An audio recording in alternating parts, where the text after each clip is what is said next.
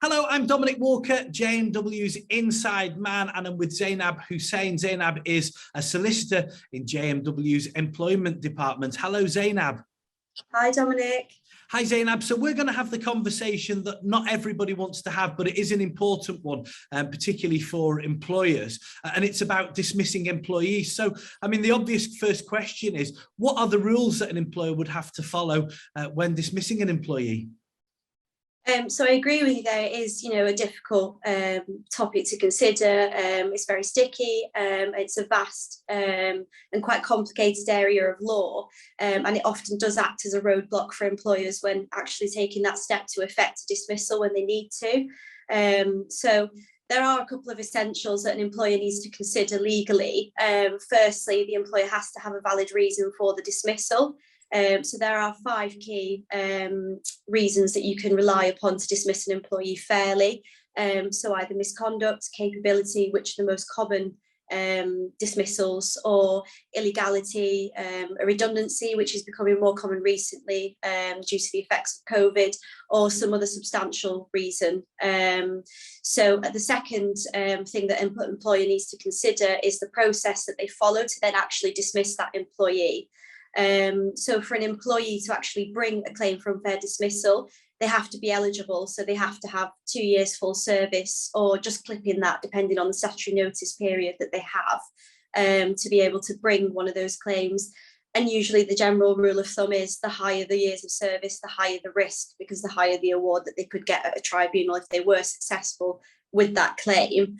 So as I say, step 1, identify your reason. But you have to identify that principal reason and make sure that you document that. So, for example, if it's misconduct, you have to take a full investigation into that misconduct, identify what it is, gross misconduct, if it's actually happened, because sometimes it doesn't happen, and then, a dismissal takes place and it's not found as fair. And then, underpin that approach. And then secondly, do a thorough investigation if it is misconduct, or if it's capability, do a proper process to dismiss that employee, follow a proper performance process for the capability.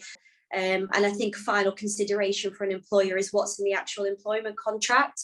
Sometimes they can do a dismissal process and forget that actually we have to pay our contractual notice pay, we have to pay, holidays that they've accrued but not taken before the termination date. So it's just making sure you cover all bases in that respect. And I think you mentioned the word risk before. What's the potential risk or consequences for an employer if things go wrong? So really all risk in this scenario is contingent on that employee bringing a tribunal claim, which can be, 3 months from the date down the line when the decision is made. So it can hit you at any time up until that period, or even, afterwards. There are 3 really key risks. So it's reputation. For one, if it does run to a full tribunal claim, public perception of the business can be soured if, the process hasn't been followed, or really there's been no real reason for the dismissal. So it can affect a business's reputation. One of the remedies that a tribunal can order is actually reinstatement. It is very rare, but an employee can request it. And obviously, if the employee comes back into the business, it's going to be very difficult to carry on in that employment relationship. The trust has gone there.